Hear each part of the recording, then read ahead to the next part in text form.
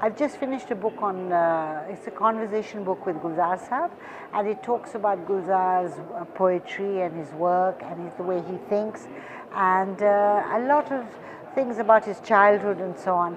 And I do feel that it's a good format because film people are very busy and they don't have much time, and so if you can involve them in a conversation about their life, you get something quite good out.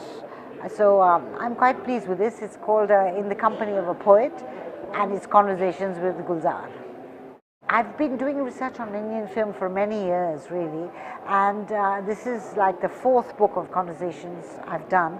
The first one was with Javed Akhtar, then I did one with Lata Mangeshkar, and then one with A.R. Rahman, which came out last year.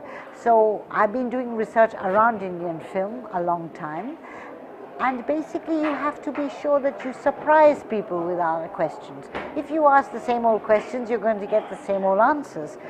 If you surprise people, then you get something that makes them think. The best questions are the ones that they've never thought of before, and therefore you get a fresh answer. So the idea was to strive for that. I'm not saying it happened every time, but we tried to make it happen.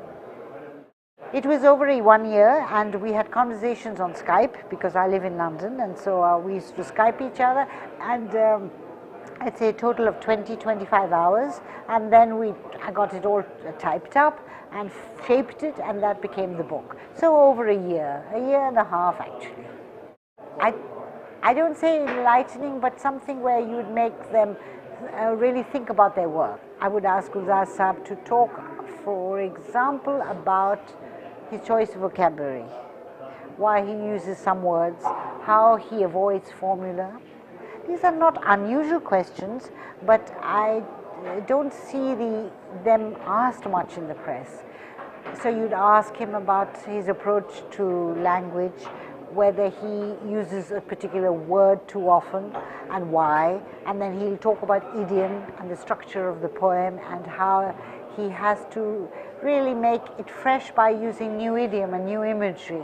So these kinds of things, more technical, and and then you ask them about various things, and from the conversation, and if you listen well to what they're saying, you get the answer, next question.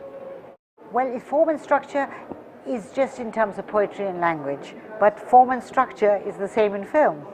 When you look at film and you examine it as a text and you see it, how it's made and so on, and I'm a documentary filmmaker, so I know how it's made, and so therefore when you're dealing with a filmmaker, and Gulzar Sahab is also a director, and he also writes songs for films, and they serve a certain purpose. A song that is written to be heard on a record is very different from a song that is written to be shot. So we were discussing lyrics and the fact that lyrics I felt that determine the location of a place, and he said absolutely, if you have a song that says Nadia ke paar, you can't have the heroine sitting in a closed room. So you actually talk about the craft and the structure of things. So it's the same whether it's film or language. It is how the artist approaches their work that interests me. Absolutely, because in documentary you're supposed to, I'd say truth with a big quote marks, but you are supposed to discover a certain truth about things. So in documentary filmmaking and in writing books, that's what your aim is you're going to try and discover truth. And I don't mean the kind of truth like, who had an affair with whom, that's irrelevant to me, but how they approach something and where they got the idea for a poem or the idea for a film. These are exciting things because artists get lovely ideas, and I like the idea of documenting them. Well, the structured reality in a documentary depends on narrative in the end.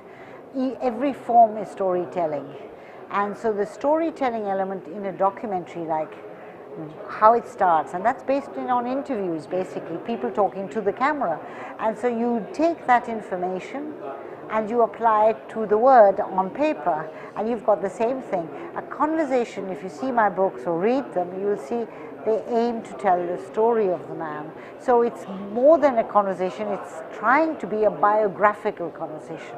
So you get a beginning, middle and end. I think that it's a shame that not enough of Indian cinema has been recorded and documented in a good way. and that's a real shame. And I wish that people would do the same for today's generation. Today's generation is pretty ignored too, in terms of serious documentation. I don't think ignored is the right word because they're on television all the time, but being seen and thinking and having sharing of ideas is a very different thing.